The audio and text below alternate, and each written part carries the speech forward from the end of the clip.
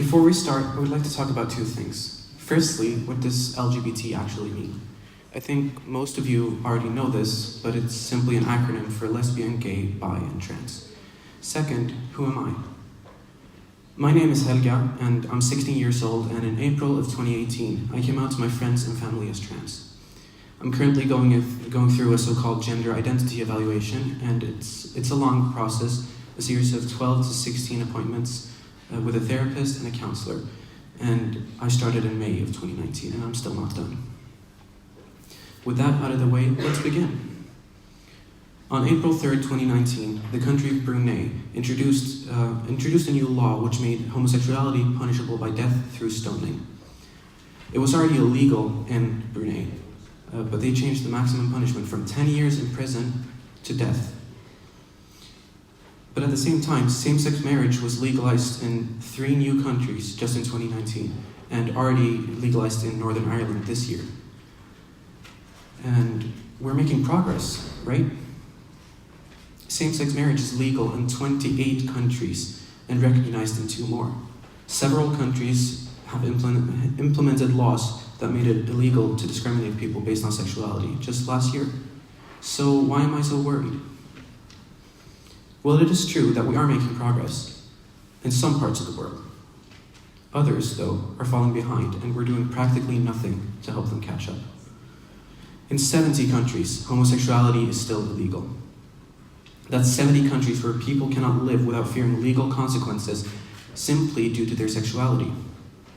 On top of that, in 9 of these countries, the death sentence is the maximum punishment for homosexuality. And these aren't the only countries with issues, of course. Some of the biggest problems that LGBT people face every day is in countries where we on paper have equal rights to non-LGBT people. And those are the problems that I want to talk about today, because not a lot of people talk about them. A study funded by the US Department of Health found that people between the ages of 15 and 24 who were not heterosexual were up to 3 times more likely to have attempted suicide than those who were. These statistics are true even though they live in a country where homosexuality is allowed. Another study by the American Academy of Pediatrics found that transgender teens are up to 5 times more likely to have attempted suicide than cisgender teens. And the study also found that if the teens were not heterosexual, the risk was exacerbated.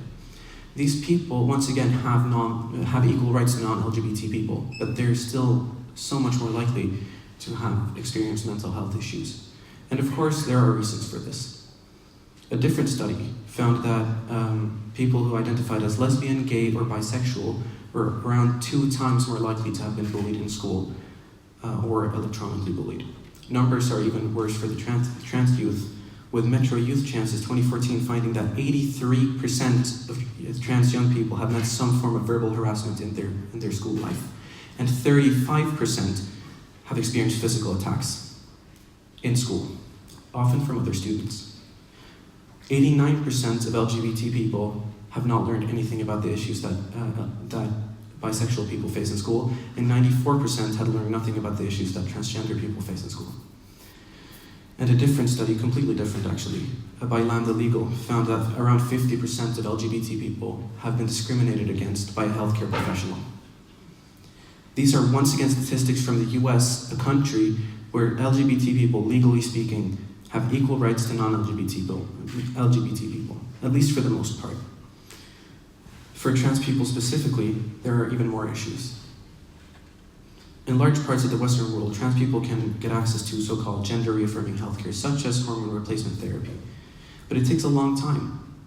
In Sweden, you need to be in therapy for at least 1 year before you can start hormone replacement therapy. And due to the amount of people wanting to transition and the lack of resources, it usually takes a lot longer than that. Another issue that trans people face, at least in the US, is that they're not legally allowed to serve in the army.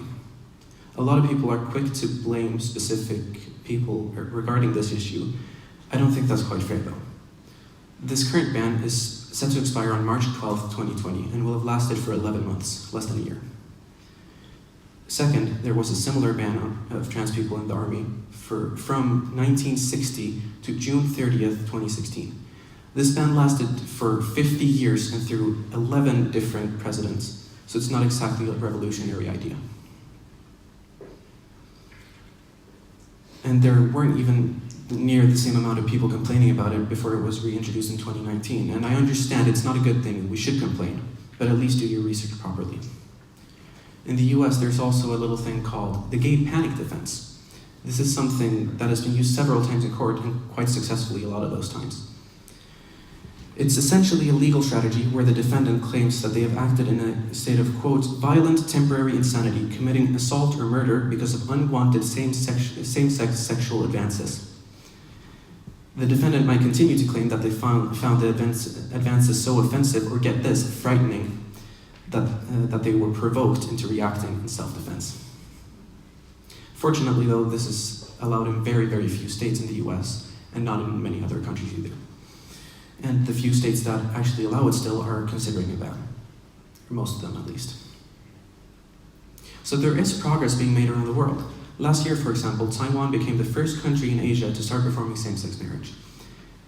Austria and Ecuador also legalized same-sex marriage last year, adding to the already fairly long list of countries and territories. In 2017, there were an additional 5 countries and territories that also started performing same-sex marriage. More and more countries are starting to allow trans people to transition.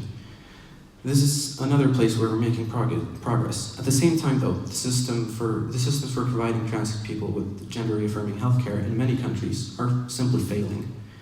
There are just too many people wanting to transition. They first need to go through a psychological evaluation with a therapist and a psychosocial evaluation with a counselor. And then they need to see a doctor that can prescribe them hormones. I understand that there's a lack of resources and people in all instances of healthcare, but I think we could do a lot better if we actually tried.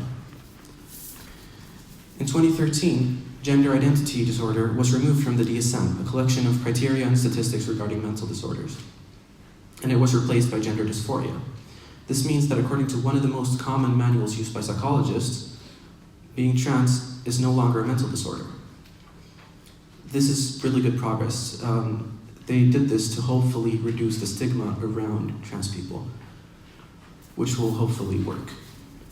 When I first thought about doing a speech about LGBT rights, I wanted to bring something with me, some solutions that you can do, that everyone can do. I don't demand that people understand what it's like to live under these conditions or to live like this.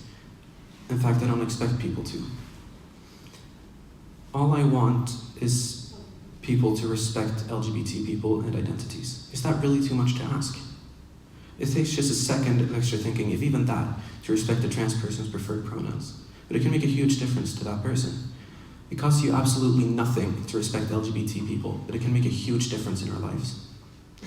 If we can build our future in a way that respects everyone regardless of gender identity, sexual orientation, or anything else for that matter, that would be a future I believe in, a future I want to live in.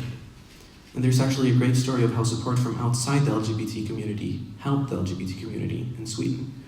Back in the 70s, here in Sweden, homosexuality was still considered a mental disorder, and people started getting tired of this, and they wanted it removed from the official Swedish list of mental disorders.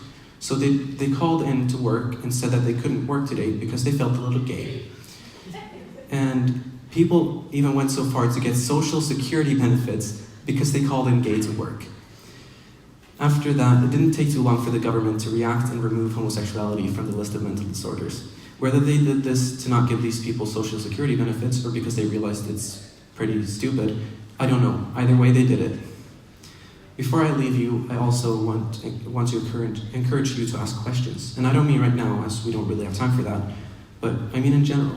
If you have a friend or family member that identifies as LGBT, don't be afraid to ask them questions. A lot of people don't want to ask something because they think it might come off as rude. And of course, don't ask things that would be very obviously rude. But in general, a person will tell you if they don't want to answer your question. I know personally, I will gladly answer questions about my identity. And I know a lot of LGBT people that feel the same way. On that note, I want to thank you for listening, and I hope you have a great day.